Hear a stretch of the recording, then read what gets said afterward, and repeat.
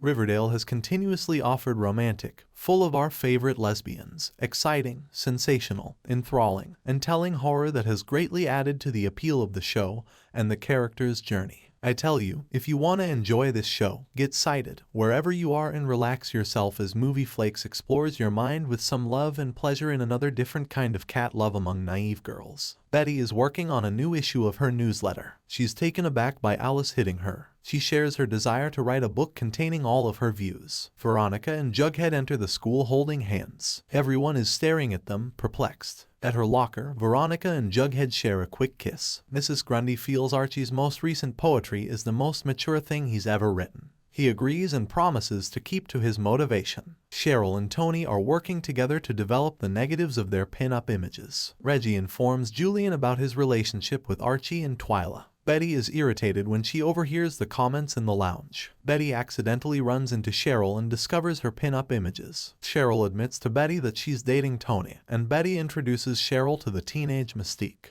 Betty proposes that Cheryl and Tony submit a story and images for Betty's book. Betty requests that Cheryl photograph her for her book cover. Jughead draws a seductive witch for Veronica. Jughead believes that Veronica, the teenage witch, will assist him with his pep comics restrictions. Cheryl and Tony are working together to develop the negatives of their pin-up images. Reggie informs Julian about his relationship with Archie and Twyla. Betty is irritated when she overhears the comments in the lounge. Betty accidentally runs into Cheryl and discovers her pin-up images. Cheryl admits to Betty that she's dating Tony, and Betty introduces Cheryl to the teenage mystique. Betty proposes that Cheryl and Tony submit a story and images for Betty's book. Betty requests that Cheryl photograph her for her book cover. Jughead draws a seductive witch for Veronica. Jughead believes that Veronica, the teenage witch, will assist him with his pep comics restrictions. Archie returns to Twyla for another session, but she declines. Twyla isn't interested in a long-term relationship with Archie. She advises him to look for someone else who will pamper him. Tony and Fangs approach Veronica for assistance in getting Fangs to perform with Josie. Mrs. Grundy receives a crimson apple from Archie. Archie invites her to his new poem reading, which she accepts. He likes the concept, but he wants Jughead to polish and soften it to make it more campy and charming. Cheryl displays photographs of her pin-up cover photos to Betty. Betty is embarrassed since she has never had sex. Cheryl hands her a magazine with instructions on how to learn to masturbate on her own. Veronica suggests that Jughead name his cartoon witch Sabrina. Archie reads his poetry, which is about a pupil who is enamored with his teacher on stage. Hearing the poetry makes everyone in the room feel uneasy. Fangs performs great balls of fire to bring the energy back into the room. Meanwhile, footage of Betty masturbating in the tub and Cheryl creating the book cover photo is shown. Fangs' performance has wowed Josie. She has Fangs play the bongos as she sings a song for everyone. Josie's number combines spoken word and music. Josie agrees to have her going uptown showing at the Babylonium. Tony and Clay extend an invitation to Josie to join their literary society meeting.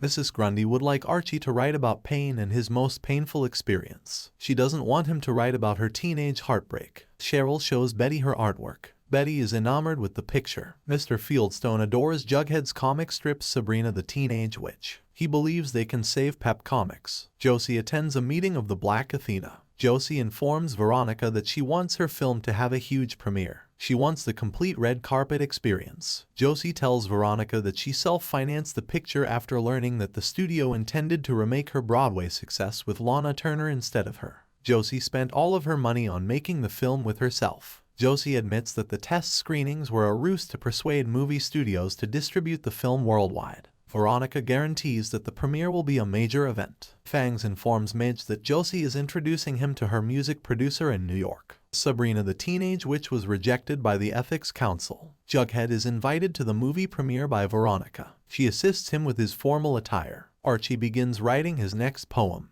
which is about losing his father. The Babylonium is hosting the film premiere. Josie performs her cement hand printing on the Hollywood Walk of Fame. A well-known reviewer attends the film's premiere. As the film begins, the reel becomes entangled and burns. Kevin and Clay rush to repair the reel. In the meantime, Josie performs a musical routine in front of the audience to keep everyone entertained while Kevin and Clay work on the movie. Veronica steals the critic's early manuscript and reads it to Josie. The critic's review reveals that Josie's performance and the film are both successful. Josie advises Veronica to aim higher and consider making movies rather than just running a movie theater. Uncle Frank becomes emotional when he reads Archie's poetry about his late father. Frank tears up the poem and swears Archie he will never write another poem about Fred again. Tell you didn't enjoy this review. Well, I guess no answers to that. You are probably laughing right now. So, ladies and gentlemen, see you next as Movie Flakes prepares another exciting review. Don't forget to like, comments, and subscribe for more videos.